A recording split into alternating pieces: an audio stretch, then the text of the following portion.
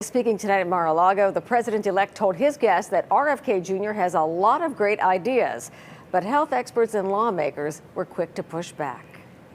Today, I nominated him for, I guess, if you like health and if you like people that live a long time, it's the most important position, RFK Jr. Donald Trump tonight touting Robert F. Kennedy Jr. for Health and Human Services Secretary. But the 70-year-old son of Democratic icon Robert Kennedy has long been controversial for his skepticism and debunked claims about vaccines and his outlandish false theories about the COVID virus. We want to be gold standard evidence-based science. The problem is that most of the ideas he has been eschewing or espousing, not all of them, but most of them, fail that test.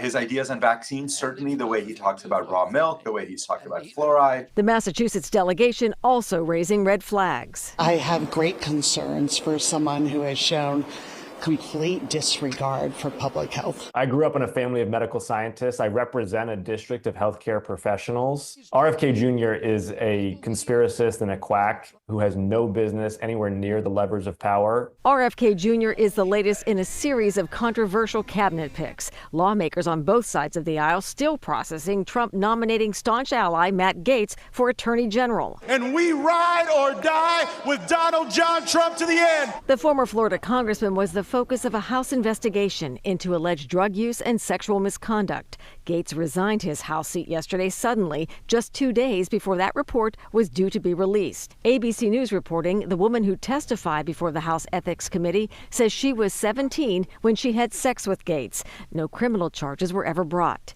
Democrats now calling on Senate Republicans to uphold their oath and vigorously question these nominees. This is John Thune, who's the new Senate Majority Leader's first, and I would argue best opportunity to demonstrate some type of moral courage and guardrail against Donald Trump's worst instincts.